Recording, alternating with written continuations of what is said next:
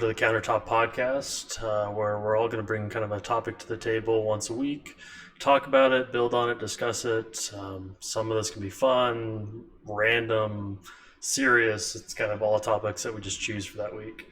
My name's Brandon. We have Tanner and Ray here as well, and we're going to jump on into it. Hey. So I'll just kind of start with my topic. Kind of with what's going on in the world right now with kind of disasters, or at least like the fires in the West, and I know on the East Coast, some of these hurricanes. I was just wondering if you guys had ever been in those experiences. Like I remember as a kid, I think it was in North Dakota, I was visiting family, and first time I had ever kind of really understood what a tornado was at that time. And so I just remember kind of everyone panicking and the alarms going off, and kind of having that unsettling feelings. You just don't know what's going on, especially as a kid. I was freaking out at that point because it's like, okay, what is the world coming into an end? And kind of with like all the forest fires going on and kind of crazy weather patterns. Like, have you guys ever had an experience like that, either old, young, anytime dealing with those kind of random weather? Going out of there, no. Actually, I lived in the tornado belt for 9 years and never saw one. Strangely enough, I heard stories about it and all that. California, when I lived out there, it was earthquakes, but nothing crazy. It was all relatively easy and chill. I would say most of the things I experienced that were kind of unsettling were all people disasters. So maybe that's a talk for a different time, but yeah, most of my trauma comes from people, not from Mother Nature. Yeah, I've had a little bit of it growing up in Kansas City. Nothing really ever hit directly around the area that we were at, but there was what they called a jumping tornado back in the day, and it was so it floats around and it doesn't form a funnel cloud, but it'll like strike one spot all of a sudden. And it was so weird. X marks the spot. Yeah, basically it. Like FU in particular. Yeah, about a mile and a half, maybe between a mile and 3 miles down the road from us, there was a Toyota dealership, and that was literally the only thing that got hit by this tornado. And it's strewed debris all over like the east side of our neighborhood. A couple of our neighbors over there had like railroad tie-sized pieces of wood and stuff like that in their yard afterwards. But the only real damage was that dealership. It was so weird. Wow, but Mother Nature didn't like Toyotas. Yeah, apparently. Or just that. All right, but we've all seen that. We've all seen that Top Gear with the Toyota Hilux. It's fine. Yeah, they just moved all the cars and sold them. Oh, jeez, that's crazy. I've never heard of a jumping tornado. Yeah, I didn't either. I haven't heard of one since. Like I've heard of the concept, but that was it. It was weird though because obviously all the sirens were going off and everything, so we took shelter in our basement, and me and my mom both heard what sounded like a jet going overhead, and then it was like maybe 5 minutes later that it struck, and so we thought that was probably the noise of the whole storm system going on above us and passing over the house and going down the street. It was crazy. Wow. Yeah, no, that's crazy. I couldn't even imagine that feeling. Like the tornado I experienced was like in another town across the way. I didn't even know that, but I'm thinking it's coming like right there. I couldn't imagine the sound of a tornado like that. Yeah, it was crazy. The bad part is, Burgers, I just got done finishing your recommendation on the Down to Earth. Oh, yeah. And, talking about the last scene where, the guy's house gets burned down from the 2016? I think so. Fire or something there. And, his reaction to that and it hitting home was literally just got done watching that. Yeah. No, and if anyone doesn't know, go watch Down to Earth. Zac Efron's in it. Weird combo to enjoy, but it's a documentary. It's actually really fascinating, kind of just about a little bit of everything in life of enjoying. I know, Tanner, you got addicted to the water episode. I'm becoming a water connoisseur. No kidding. So I did. I watched it. And no, I didn't care for Zac Efron because all I thought about was High School Musical, right? I don't know what he did much past that. What, you didn't see Baywatch? No, I didn't actually. It was even free for me to watch, and I didn't even turn it on. Because why? I don't care. But no, it just, I mean, no. So no, the last thing I saw, admittedly, I saw High School Musical. I got 2 girls, so fine. I've seen it, and that was the last thing I saw with him. And I was like, what does this guy have to offer? Yeah. And then you recommended it, and yeah, I was kind of hooked on the first one because we've all seen shows where they're talking about sustainability or the overall impact of the environment, but this one goes a little bit different because it's they're not focusing on the mainstream type stuff that most of the sustainability gurus talk about. They focus more on the subtle cultural specific stuff that if you're not a part of that culture, then you wouldn't necessarily know or think about. And like, just as, I don't know, have you seen it, Ray? I haven't, but it sounds super interesting. The first episode, they cook eggs in sand. Wow. It's in like the Netherlands. No, that was Iceland. Close Iceland. enough. Yeah, Iceland cooking eggs in the beach. Like, what is this? It was cool. Yeah, no, that I really enjoy it. Like I said, I've watched it multiple times. I hate watching movies twice, but somehow there's just so much to it. And even alone, the next couple episodes talking about water, the purest water in the world, like how you're not supposed to be drinking purified water. There's lots of random stuff to. I went out and bought 3 different bottles with different. What do they call it? I couldn't tell you. TILs or STLs. Yeah, total TLSs or something. I don't know. Anyway, the stuff that's floating in your water, like your magnesium, your zinc, your sulfates, whatever else. And so I went to the store and I actually grabbed a couple of different bottles from different areas in the U.S. and one in Iceland just to see if there was different flavors. And it's not as dramatic as what they showed. It's not like I went to some weird thing, but why not try? It's kind of fun. Yeah, no, and I'm sure there's something to that though. Even the water bit, because the ones you're buying probably aren't $30 a bottle or something like that, right? Yeah. I didn't know how serious you got into it. No. When I talked to you last, it was like, oh, I'm going to become a water connoisseur. Yeah, sommelier. Yeah, shaman, water. king, something like that. No, but whoever's watching, definitely go check that out. It's a great film. Surprisingly good. I wasn't in store for it when I watched it. So it's another good one to watch though is it's same on Netflix as well, but Connected. Have you seen that one? What's the backstory on that one? Because I feel like I've watched that one before. Jamie, look it up. No, I'm got it right here. So Connected is Lafitte. Oh, I straight up logged me in Netflix. That's not what I want. Latif Nasser is the host, and he's I don't know, I would say mid-30s if looking at him, but what he does is he basically goes through how things are connected across the world and whether it be how the internet works, which is kind of interesting. It's like going through the actual ship that lays the cables underneath the Atlantic. Yeah. To how the sands in Africa and in the Sahara affect the Amazonian rainforest, and how much of that sand actually falls in the rainforest. And Wow. It's kind of cool. So he travels around and kind of does the same thing, but a little bit different on how, this one specific. This is just a episode, but one specific dry lake bed in the Sahara. The bones of the fish that used to live there are ground down by the wind and are picked up, and they actually influence things such as hurricanes and the Amazon rainforest. So it's not a whole lot of episodes out there, but it's pretty good. That sounds kind of scary at the same time. I don't want to know that these bones that I have no control over make a hurricane. No, so what they do is they actually lessen the impact of hurricanes by more dead fish. Yeah, dead fish is good for hurricanes if put in the air high enough and at the right time. Okay. Be in strategic locations. Yeah, and they did go over in that same episode that cloud seeding. You guys know what that is, right? Yeah. Yeah, they.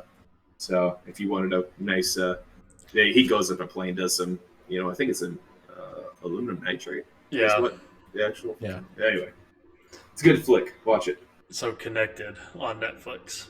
Yeah, it's good. It kind of reminds me. I don't know if you guys watch the newer Bill Nye stuff that's on Netflix, but some of their more in-depth videos that they've done, just the basis of it looks like it kind of reminds me of that. As far Oh, as, guy with guns in the background nominating Bill Nye. I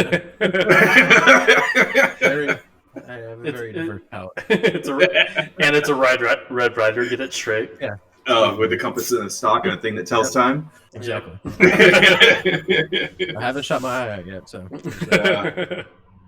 Actually, funny story. I had a BB gun that my uncle let me shoot the first time I shot a BB gun, and I did shoot out a car window. Were you aiming for the car window? No, so that's when I learned you have to look at your backdrop. Yeah. Because it was an old car that someone was trying to restore from I think it was a 50s Ford, and it was the original window.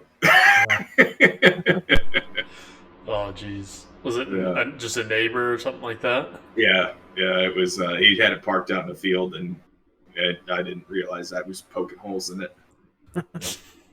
Did you just shoot it once? No. Oh. No. It was over the course. I mean, we had a whole tin of babies there, so I mean, it was over the course of probably an hour or so. Just tink, tink, tink, tink. Just peppering the car. Yeah, specifically the back window. As all the boys were trying to see how many pumps we could actually get into that wood, it didn't still have it fired. So of course. Yeah. The ones where it starts shooting like sparks at the end of it, and when you get it fast enough going. We stopped when we had to get two guys to like push down on the handle to get that last bump in there. We worried about the gun exploding at that point. Yeah, that's. I'm sure. I wonder if that's ever happened. It's got to have, right? Yeah. Or there has to be a pressure relief valve or It's something. probably something that. Yeah, lets it it's probably the hinge on. Once this snaps. Yeah, that's like German tight right there. Gluten tight. I was gonna go back, but Bill Nye has a series on Netflix. Oh yeah. I know we got way down the road off of that, but seasons of it. I didn't know that. When did he start doing that? 2018, maybe. It might Wow. have been later than that, but I'd seen him more in like public eye, but I didn't know he was actually doing like another show. Is it Bill Nye Saves the World? yeah, that's the one. Okay, yeah. So that's not the best IMDb rating, though. I'll tell you that. I thought it was interesting. There's a lot of obviously political stuff thrown into three it. seasons. Yeah. Yeah, 2017 it aired. Huh. I'll have to check that out. Yeah, there's a lot of stuff on there. They always have a bunch of guest people on that are like in different fields of study and stuff like that, along with celebrities and stuff like that. It is a TV show after all. They gotta sell. Yeah, they gotta sell it somehow. But Yeah. a lot of the topics they go over are interesting, and like most Bill Nye stuff, it's just a high level overview of everything, along with some political commentary and stuff like that. But it's interesting if you watch it for the science of all the different stuff that they talk about. Well, Yeah, no, Bill Nye is awesome. Yeah. Yeah, I put that on my watch list just right now. Check that out. Yeah, I used to watch him all the time back in the day. That was cause what didn't he have a couple shows that he was on? Yeah, I mostly just remember him from school, but I feel like he did have a couple of other things. Like Hey, he's always been past the that Mr. point. Rogers of science. That's a good comparison. Yeah. But all we need right now is Bob Ross and Mr. Rogers back, and then we have the top three, right? Maybe the world would be a little calmer if we had them back. Have you listened to Mr. Rogers' Congress address for public access television funding? No. It is probably, if you do, look that up too, because he gives a speech that immediately at the conclusion of his about 5-minute soapbox Congress, he just said, well, you've already secured your funding. Like, it just, it spoke that much. And it was really interesting because he was talking about the value of public access and getting it funded. And it was just a really good speech in Congress. I think I've heard clips of that now that you mention it, just in some like memoriam videos of him and stuff like that. Mm-hmm. I think they've played clips of it, but I'll have to look up the whole thing. Have you guys seen his movie? Not yet. I think it's on Netflix, Mr. Rogers, something like Is that. it the one that who's the captain, whatever? Tom Hanks. Tom Hanks, that's the guy. I was trying to think. Castaway. It was like, no, what's that movie he was a captain in? This is my what was that? Wasn't it like about Somalian pirates? Yes, it was. It was. I am the captain now. Captain Sully. Right? Captain Phillips, 2013. Yeah, Sully was the pilot. Yeah. So many captains. So many captains. He's a commanding figure. Any other captain roles? Wasn't he the captain of the airplane in Castaway? I don't know. Oh, he was the captain in that new Apple TV movie too about evading submarines and shit. Can we swear in this podcast? Yes. Okay. Yeah. No, Tom Hanks was Captain Sully when he was flying the plane into the Hudson. I don't know if that's the right way to describe that. It's just intentional. I think it was intentional. I think his defense attorney would say otherwise. Yeah, no, I mean, all right. So anyway, we'll move on. Apollo 13. He's probably a captain in that. Polar Express. Does that count as a captain? I think. That's a conductor. That new one is Greyhound. Let's see. Da Vinci Code can't count either. Forrest Gump might. I don't know what rank he got to at Forrest Gump. What about, why not? Well, he sure as shit captained that shrimp boat afterwards, right? Yeah.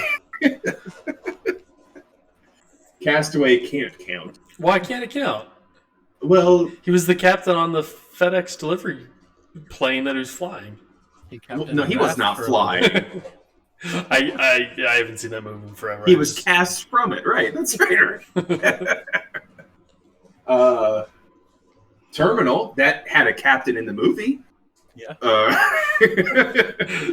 Just all of his movies, as soon as he sees it in the script, he's like, sign me up. It's got captain in it. The Green Mile, kind of. Yeah. Turner and Hooch. All right, anyway. Yeah, I think he's been a captain a lot. That's what it seems like. That's so interesting. Must be professional for him. Right. You just Saving look like a Private captain. Ryan. He's also a pilot every time we say goodbye. I've never seen that movie, but he's got a captain's hat on for flying a plane. Just every time. Yeah, that's amazing. Just the boss.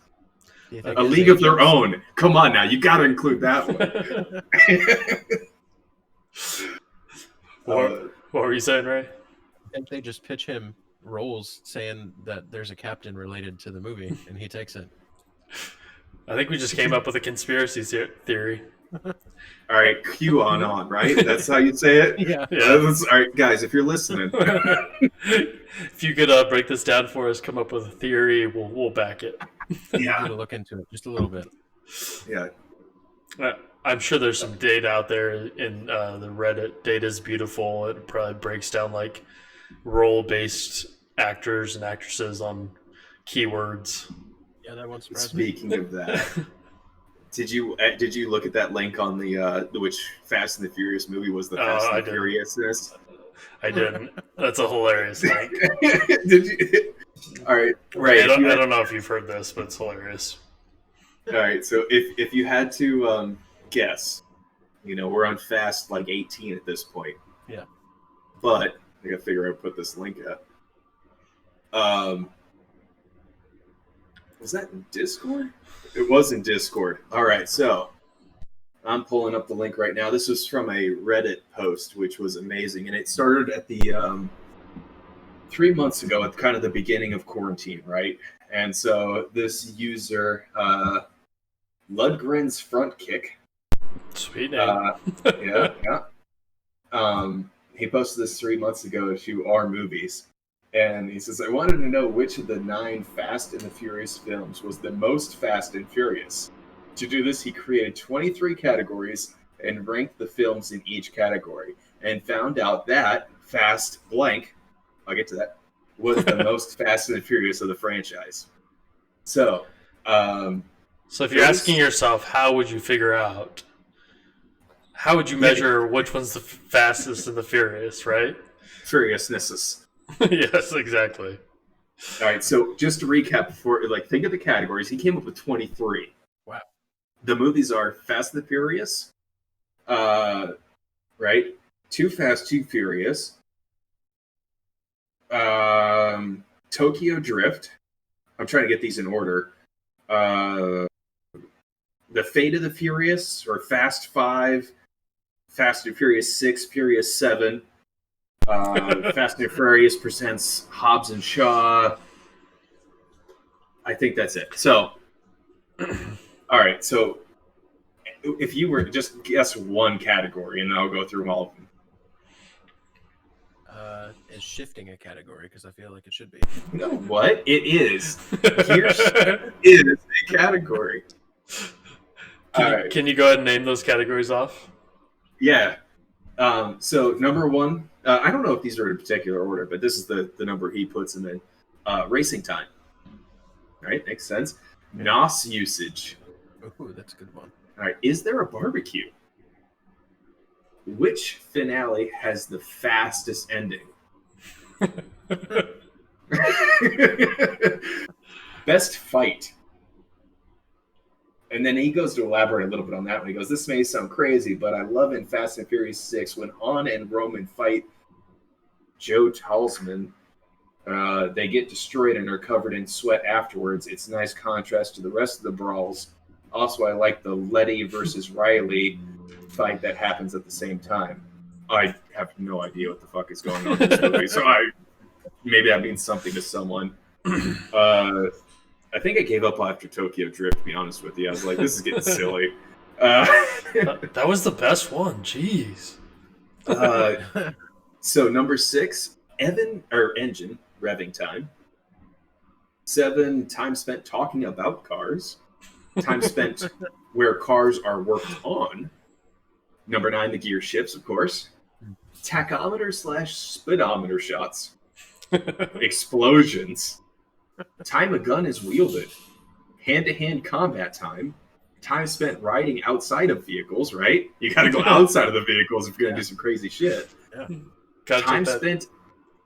Go for it. Time spent at social gatherings.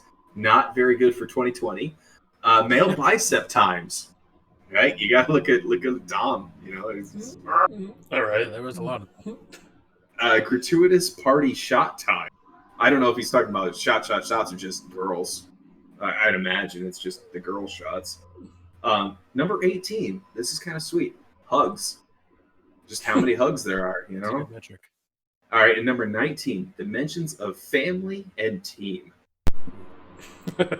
Just think about all those movies, all based around that. And then you got roll-ups with team, right? You can't do solo roll-ups. You only got to roll up with teams, and they all stop, counter, just slightly offset, so you can see all the bumpers. I don't think it counts as a roll-up if it's just you, so it's a good metric. Touche. All right, 21, Corona consumption. Now, not to be confused with 2020, but then property destruction, and then does the main character die? So, after all of that, the most fastest and furious of the movies was Fast and Furious 6. Like, I've seen that one. I feel like I'm missing out now. So Fast and Furious 6 the Fast and the Furious has actually the least amount of points, which is weird. But Fast and the Furious 6 has 22 mentions of family and team. And Too Fast, Too Furious only mentioned team once. Oh, Yeah, interesting stuff. But weren't they Tokyo. building into a family? So Tokyo Drift has over 15 minutes of racing, and Hobbs and Shaw has no official race whatsoever. That's amazing. I know. That just shows exactly where those movies went, though, from Yeah, at least actual that one- race. At least that one was a spin-off, so they could say it's not all about the cars, but the rest of them got a little ridiculous. Yeah, exactly. Yeah, the worst one is Hobbs and Shaw, for sure on that. But no, it's pretty good. A good Reddit post. So as a jump, I was thinking about it. So we're all supposed to bring something to the table, right? As kind of like a catalyst for conversation.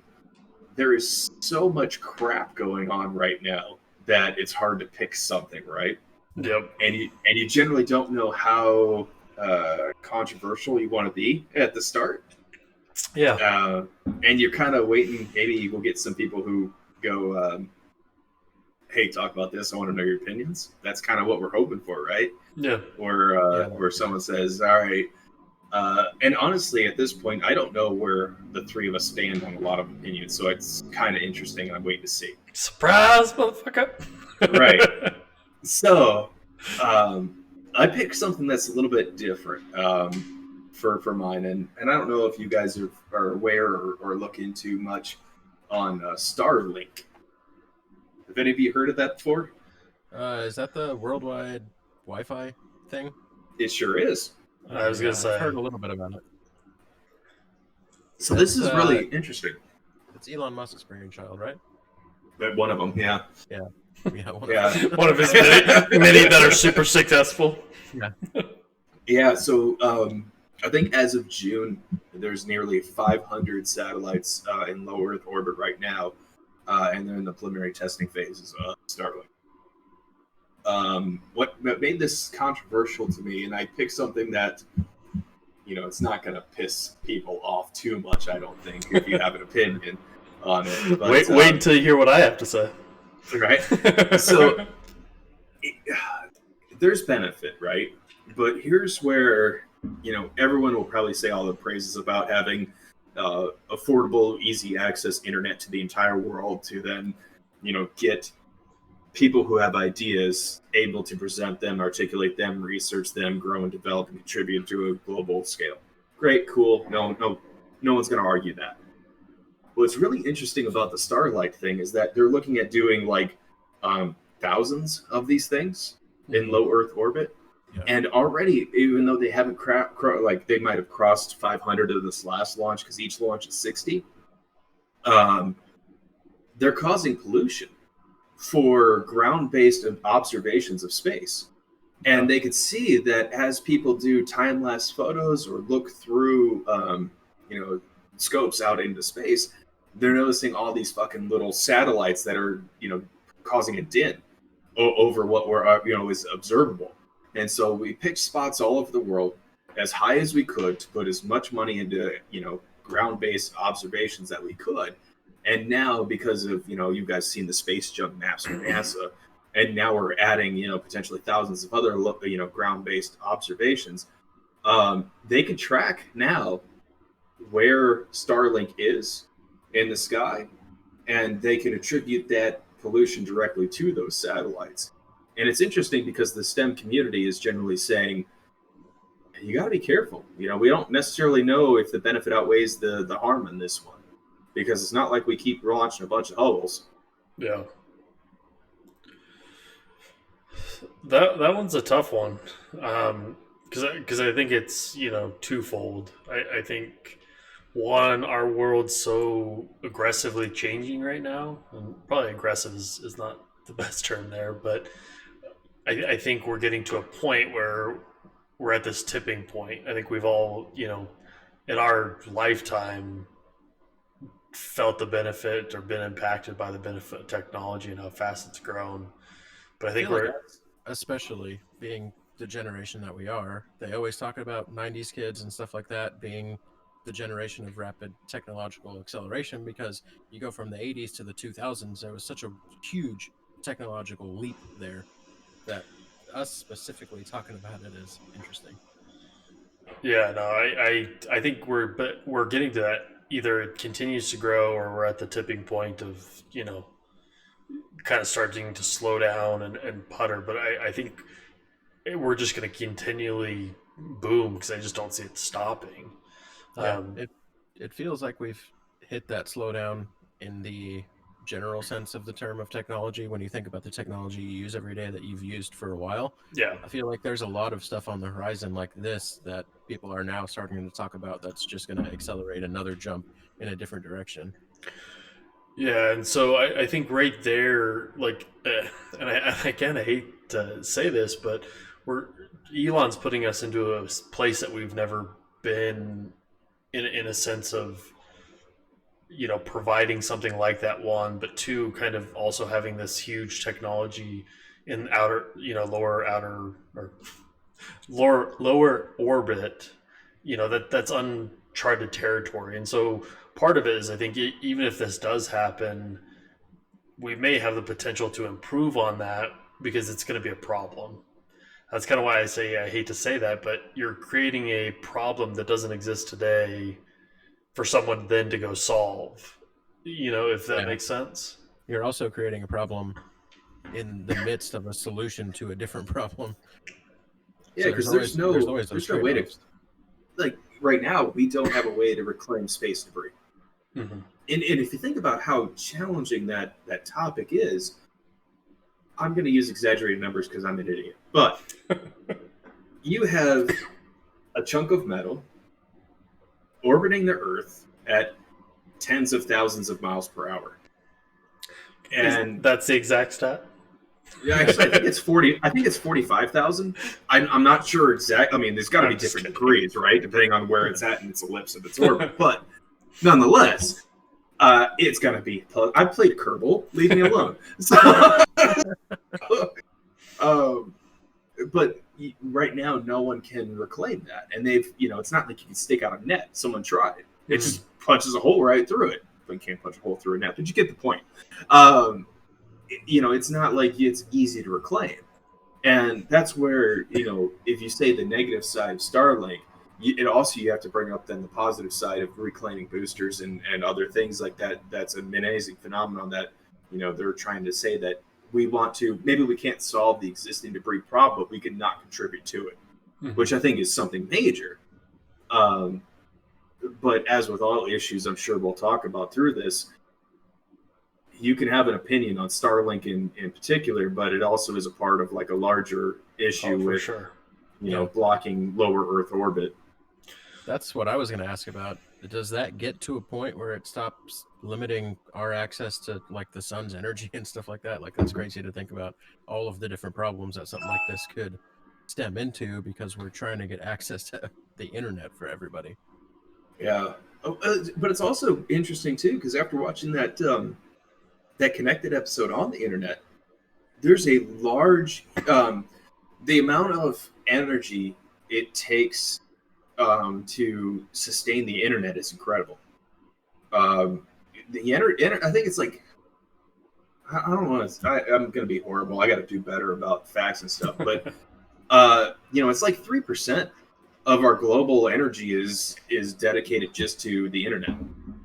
That's I crazy. mean, it's stupid. And so if you have to say, can we harness the solar power outside of our Earth to then substantiate that internet connection, that seems like it would be a good step in the right direction too, right? Because then you don't have all of the requirements of running all of the fiber, the Yeah. boats to trench it all, the server data is still going to be here, right? That's one of the biggest issues with internet in terms of like the power consumption is data centers, Yeah. Yep, storage and stuff like that. Having right? to So store the entirety of the ever-growing internet is insane.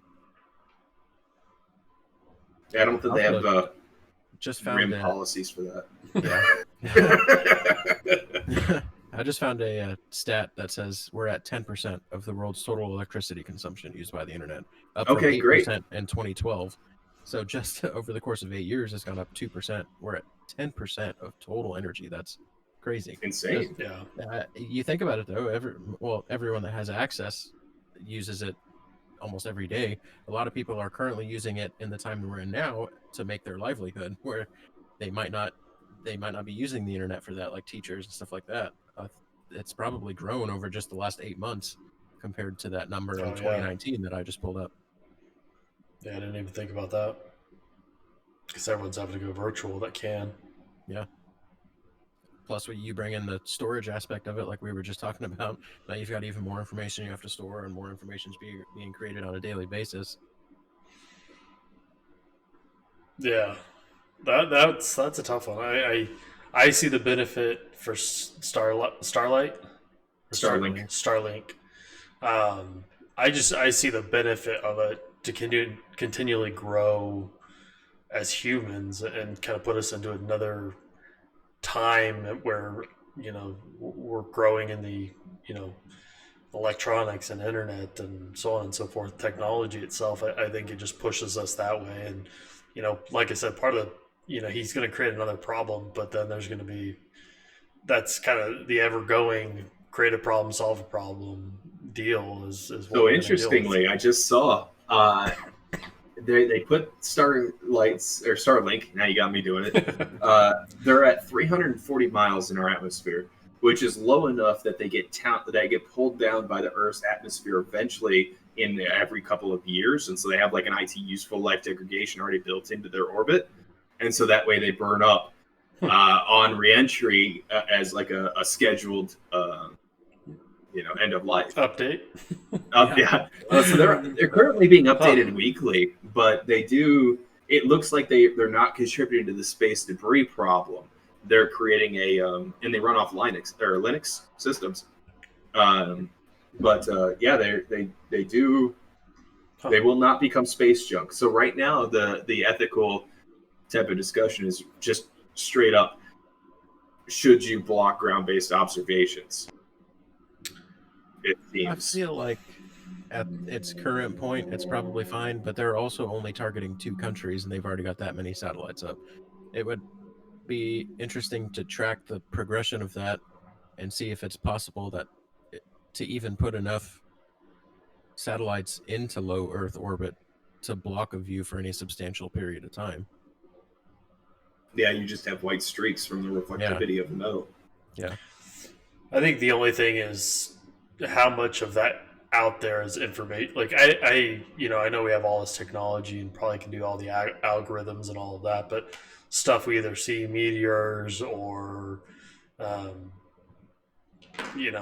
something. How do you differentiate between them? Yeah, it becomes where some of that stuff, or if we have a technology outage, are they going to all fall, or is it going to be they're all going to stay up there, and then we don't have access to figuring out our farming as we restart life over? I don't know what it becomes, but there's just a lot of that I think is in question. I think its benefit probably outweighs all of that, but is there any consequences you do by blocking that? That's what I was wondering about, blocking the sun and stuff like that. I feel like it would take such a dense amount of satellites in low Earth orbit to make any kind of substantial difference, but all right, let's think about this though. There. All right, so let's go climate change now. Switching it up. Well, no, that's interesting because this is totally stupid thought, and it's just dumb people talking at this point. But if you, so the problem with greenhouse gases is that as the the clouds, right? They typically provide a blanket. I gotta raise my hands high. It's super. I'm pantomiming down here, but you can't see it anyway. But clouds provide a reflectivity layer, some cover for the sun that it doesn't, all of the rays don't go directly down. We know the ocean, it's blue because it absorbs most of the sunlight, and it only reflects blue light. That's why we could see it, and that's why the lack of clouds and other things that you can go in on climate change effects, basically that the sun rays, if they just only hit the water, they absorb a lot of that light spectrum, and therefore it's energized and heated, right? That's how oceans get hotter. Okay, there's no controversy here yet, right? There's a point that that one of the clouds can eventually not exist, right? If you look over at LA, if you change the environment enough, clouds won't exist. The amount of humidity in the air and all sorts of other aspects can happen where clouds can't be there, and then therefore you have the increased heating of the water, which then affects the climate and sorts of things. Not all of climate change, but a singular portion. And so when you said, is there enough density of satellites or things in the sky that could block a portion of the sun, that's interesting because, I mean, if you go stupid with it, it could be like ridiculous levels of scale, could you affect it in a positive way? That would be trippy. Yeah. Basically sending everything backwards. Well, it's like, hey, we effed up, but, let's just hold up, shield, just 1 minute. Everyone's got internet, and we're cooling down a little bit. Yeah, that's good. Thanks, Elon. See those ice caps? They're forming back up. Yeah. Hold on, let me move my satellite so we block it a little more. I'm just saying. Where's that hole in that ozone specifically? Just block it with internet generating satellites. Yeah, better than reflecting into an alien planet off of another realm. No, then you get the hollow Earth theory, right? Oh. Sorry. No, you get lost on the internet too much. No, that's too funny. But yeah, no, I from my standpoint, I think Starlink is going to be, I think it gives us just the upper advantage to continue to grow technology, and I support it in that one. Yeah, I feel like it's hard, or it's easy for people to get blinded by the society that they live in. Also, we live in a developed country, so you automatically think everyone has internet. It's weird to think that anyone wouldn't, but again, referencing the times that we're all in right now, my mom works at a Title I school. A lot of those kids, until recently, have not even had reliable access to internet. Now, all of a sudden, their school's online. So those families have had to scramble to try and get a reliable connection to even just do their schooling every day. So something like this is definitely going to be beneficial, even in a developed country, in communities like that, where they're not going to be able to have access to like that as quickly as they need it. When times change like this, it's great for them to have an option like that if it's available more widespread in the future, especially to countries that are lesser developed and may not even have reliable access to this technology now and the advancements that we have. Yeah. They're on dial-up. Yeah, still. Just kidding. No, that's a good point, though. I didn't even think about, I did. I think the benefit there, but just not understanding that some people have never touched the internet before. Yeah, I mean, I saw another story about these Amazonian uncontacted tribes, and it just brings you back to reality that there's still groups of people that have had hardly any technological advancement. Yeah. Over the hundreds of years that we've been building things. It's just crazy to think about. Yeah, no, it's a lot. Yeah. But so Tanner, do you support him? What are your kind of final thoughts on that? Or are you 50-50?